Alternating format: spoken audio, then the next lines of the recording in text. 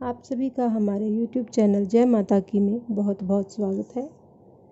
यदि आप हमारे चैनल पर अभी नए आए हैं तो कृपा करके चैनल को सब्सक्राइब कर लीजिएगा।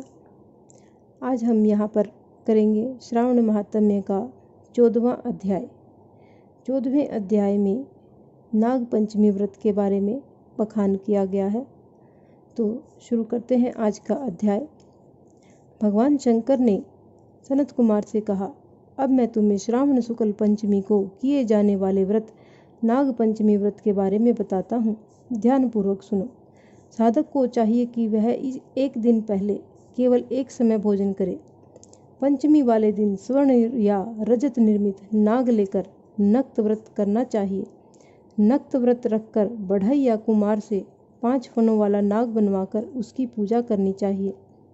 अपने घर के मुख्य द्वार के दोनों तरफ गोबर से 5 फनों का नाग बनाकर कटोरे में दूध रखकर उसकी धूप दीप गंध अक्षत करवीर मालती चमेली तथा चंपा के फूलों से पूजा करनी चाहिए। ब्राह्मणों को शुद्ध घी के लड्डू तथा खीर का भोजन करवाना चाहिए। कालिया नाग, तक्षक नाग, शंखपाल, वासुकी, शेष नाग, पद्म नाग आदि नागों को हल्दी व चंदन से दीवार पर बनाकर तथा नाग माता कद्रू को भी अंकित कर पुष्पों से पूजा करनी चाहिए। पूजन के पश्चात घी और खांड मिलाकर उनको दूध पिलाना चाहिए। उस दिन लोहे की कढ़ाई में पकवान बनाने वर्जित हैं। गेहूं और दूध की खीर बनाकर भुने चने, धान का लावा और भुने जौ नागों को देने चाहिए एवं स्वयं भी उपरोक्त वस्तुओं का भोजन करना चाहिए। परिवार वालों को भी भोजन में यही वस्तुएं देनी चाहिए। सांपों की बांबी के पास गान वाद्य द्वारा उत्सव मनाना चाहिए। ऐसा करने वाले मनुष्य को जीवन भर कभी भी सर्प के डसने का भय नहीं रहता। सर्प के दर्शन करने से ही मनुष्य अधोगति को प्राप्त होता है। सर्प तमोगुणी होता है। विधि पूर्वक ब्राह्मण सहित नाग का निर्माण कर पूजा करनी चाहिए। इस तरह 12 महीनों की शुक्ल पक्ष की पंचमी का व्रत करना चाहिए। यानी साल की 12 की 12 नाग जो पंचमियाँ होती हैं उनका व्रत करना चाहिए, जो नाग देवताओं के लिए समर्पित होता है। वर्ष की समाप्ति पर शुक्ल पक्ष पंचमी को फिर से नागों का पूजन करना चाहिए। श्री नारायण जो सब स्थानों पर स्थित हैं, सब वस्तुओं को प्रदान करने की क्षमता रखते हैं। जो अपराजित है उनको स्मरण कर निम्न वचन कहने चाहिए। हे प्रभु, मेरे वंश में हमारे पूर्वजों में से जो भी सर्पों के दंश से अधोगति को प्राप्त हुए हों, वे इस व्रत से तथा दान से मुक्त हो जाएं।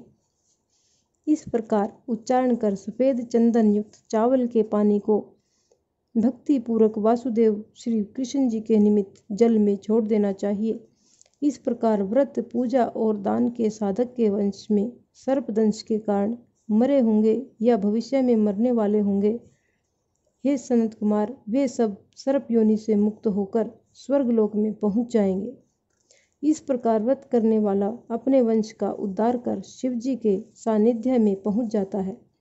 हे सनत कुमार, जो मनुष्य नाग की हत्या करते हैं उनके परिवार में अगले जन्म में पुत्र नहीं होता, और यदि होता है तो अधिक समय तक जीवित नहीं रहता।